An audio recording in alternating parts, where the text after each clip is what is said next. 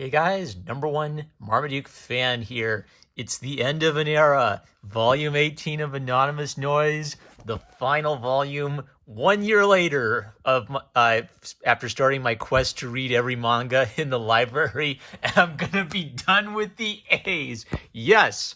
All right, so I'm gonna do spoilers in this review. I guess the spoiler-free review is this is a good, silly love triangle romance with great rock and roll and great thoughts about the relation of the arts to love. So I would recommend it based on that. It's silly. I don't think the silliness hurts it, and then the good, like, brilliant art stuff really makes it worthwhile. So spoiler-free review is go check it out. With that, we're gonna spoil everything. The conclusion of the love triangle. Will she, won't she? All right, so what I really appreciate about the final volume is that Ryoko Fukuyama kind of decided, I've never written a love triangle before. I think I will try to write a love triangle. And then she's actually kind of done a bunch of things other than the love triangle to make it work. So the rock and roll element and the subplot of the little indie band slowly climbing the charts and becoming a popular hit band, that's been a really great driving force. The kind of like neat interpersonal stuff where there's a difference between admiring someone professionally or artistically and loving someone romantically, kind of like this theme of everybody manning up and cleaning their room and sorting out their life. The side characters each had their own kind of like subplot that got resolved. So we've been waiting this whole time to see what Nino does, the main female character. Will she choose Momo or will she choose Yuzu? And one of the problems with ending a love triangle is, how do you have a end of a love triangle that's a happy ending? Someone's gonna get their heart broken, right? And Ryoko Fukuyama found a really elegant solution to this problem. So like solution one in like Superman was just stretch out the will they won't they relationship for 40 years until people are so sick of it they demand to see Superman marry Lois Lane. The Jane Austen's Pride and Prejudice solution to this is the girl finds out that one of the boys was secretly a cad the whole time. I think about Jane Austen's Pride and Prejudice every time I read a shoujo manga, because basically Pride and Prejudice is one of these great novels that it's the prototype of every flighty soap opera romance ever, but it's actually a good novel. So what was really brilliant about Ryoko Fukuyama is she found a way to actually have a happy ending while Alice made a choice. She didn't just cop out and say I guess you could also have like the girl say, I'm not ready to choose yet. And that's legitimate. If the girl's not ready for a romantic, husband-wife relationship, then she's not ready for it. She shouldn't force it. But spoiler. Nino chose Momo. No! I was on Team Yuzu! The whole time, but she made it work. How did I get so invested in this? Anyway, so what's kind of brilliant about it is both Momo and Yuzu had contrasting, strong, and weak personality traits. So you could kind of see how anyone could root for either one of them fairly. I was rooting for Yuzu, but it's still a really happy and a really elegant ending where Yuzu also finds peace, even though he can't have Nino. And it actually relates perfectly with everything she was building up to. So the reason I was cheering for Yuzu is Yuzu and Alice had this really beautiful artistic relationship. They literally make beautiful music together, where Yuzu loves Alice's voice, and her voice inspires him to make music. Yuzu's music inspires Alice is Nino. I'm sorry. Nino is her real name. Alice is her nickname in the band. So, and they use both names throughout. So Nino loves Yuzu because Nino basically admires him as an artistic genius. She thinks he's the greatest composer in the world. And the music he writes helps her give voice to her pent-up frustrations through music. However, she doesn't have a romantic attachment to Yuzu. It's so stupid. Like Yuzu and Nino, they even kind of like act like a sweet little old married couple in how they interact with each other, but it just doesn't click for Nino. Just whatever the romantic thing is, that switch hasn't got turned on, and Nino is 100% fixated on getting Momo. And Momo likes her too. What's been holding Momo back is sort of his own sense of shame and self-doubt. Momo's been running away from Nino. Nino's been chasing Momo. Yuzu's been chasing Nino. And the theme of Volume 18 is grow up and sort yourself out. And then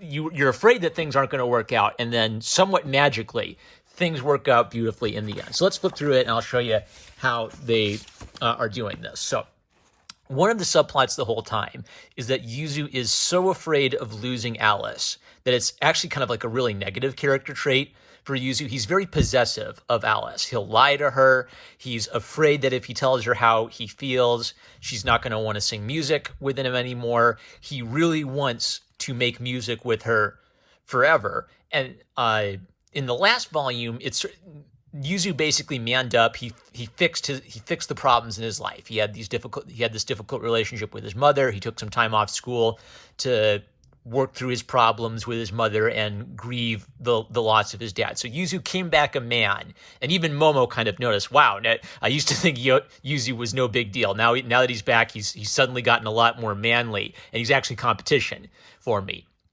Momo and Nino broke up. So this is Yuzu's chance. He once told her he loved her before. She shot him down.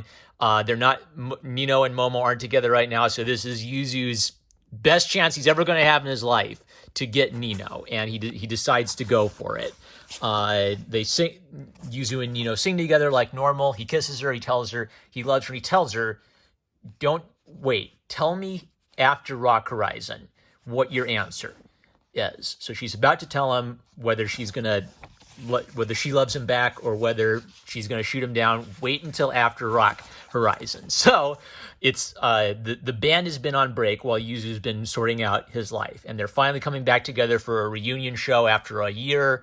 Their fans are so excited, and Nino has grown up. She's worked through her issues. Nino used to have all of these emotional meltdowns live on stage, and she would have things in her emotional teenage life basically boil over into her career.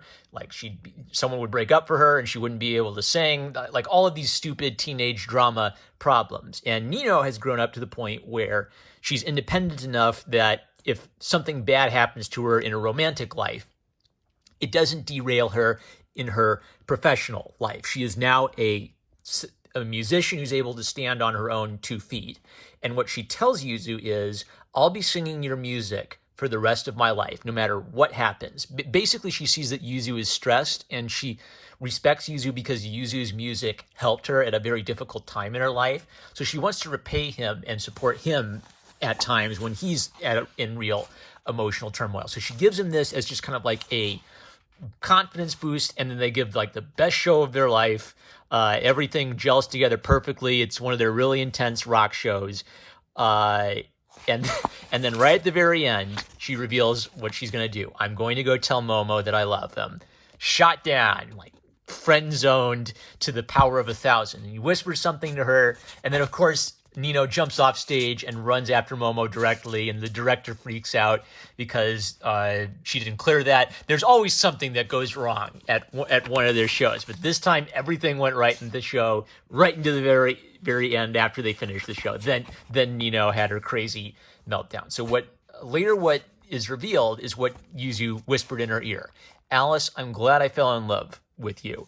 It used to be that Yuzu would beat himself up a lot. It used to be that if Yuzu got shut down, the fear of losing Nino crippled him. He was investing everything.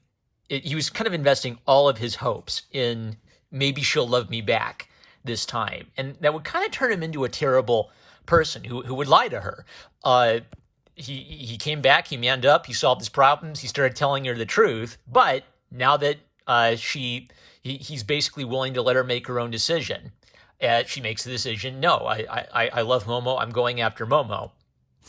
and Yuzu can cope with it because now he's developed himself. So it really, this is a great idea. It really works. It's sort of like what Yuzu figures out is he actually didn't need to have Nino be his girlfriend. He needed to have Nino's music in his life because Nino is his muse. But it's almost like that's something completely separate from romantic love. It's a very romantic idea for an artist to be so inspired by a woman that that woman becomes a source of beauty for his own artistic expression.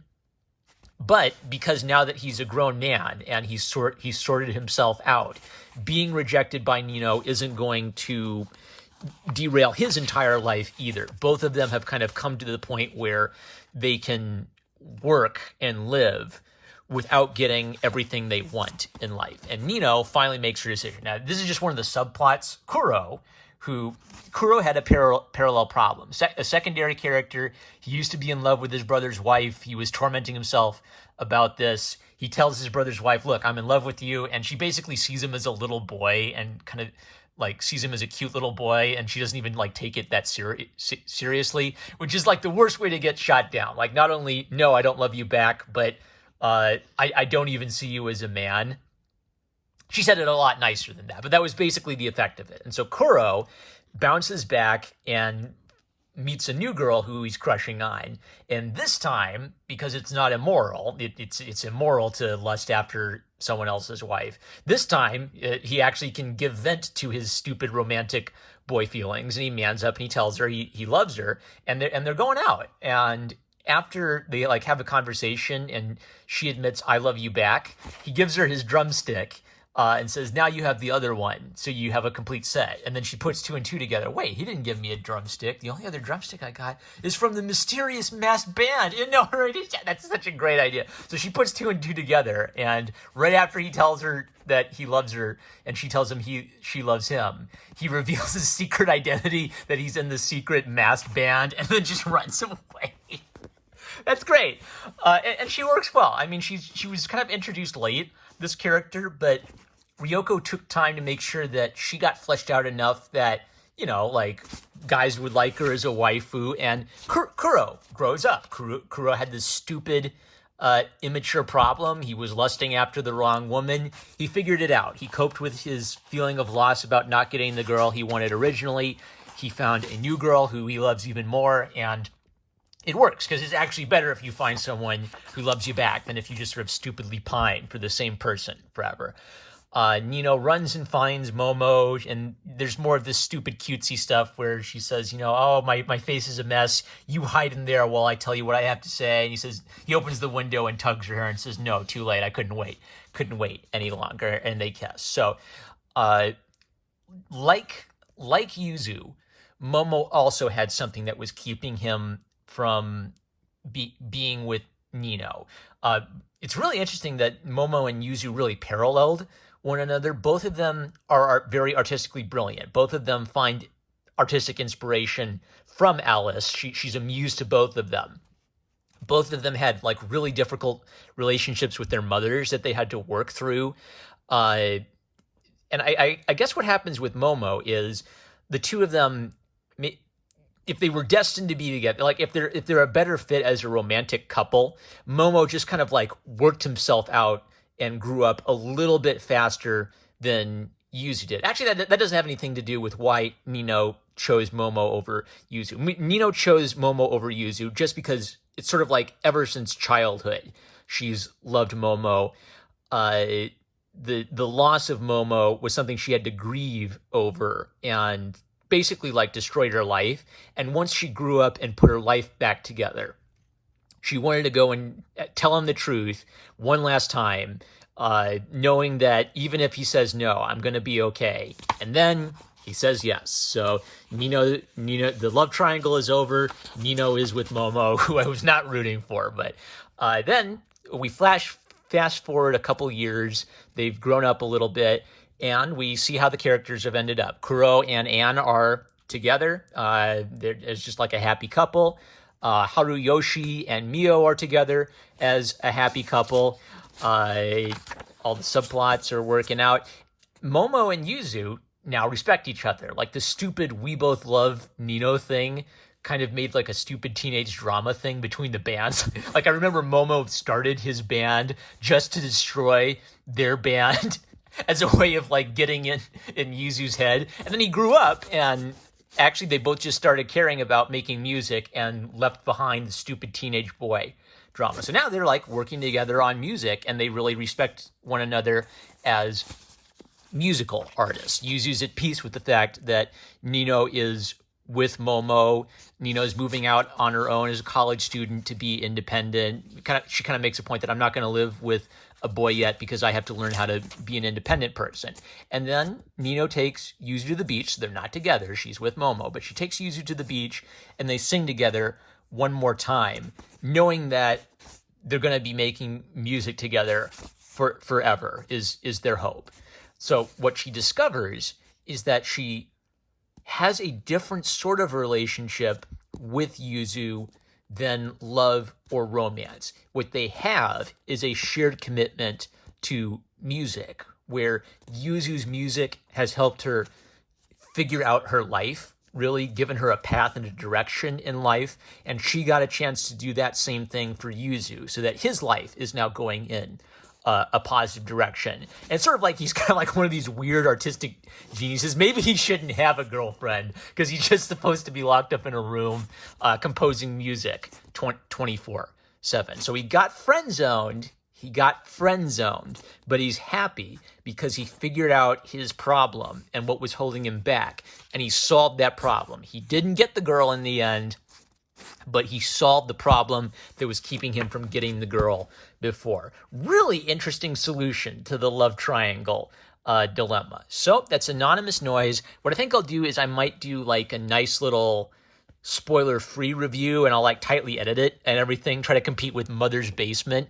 I highly recommend it. It's got really cute, adorable romance, like Ryoko Fukuyama knows what her audience likes. It's got great rock and roll sequences. You feel like you're at an intense rock and roll concert. It's a silly Billy romance. It's got its silly, super dramatic soap opera moments. But I feel like that actually, it doesn't hurt it because it's a portrait of stupid teenage people. And so the fact that they act like stupid teenagers actually adds an element of realism to it with a really wholesome message of when you feel like a simp and your heart is broken and you have no way forward in life, you work on yourself to the point where you fix what was immature or stupid about you before.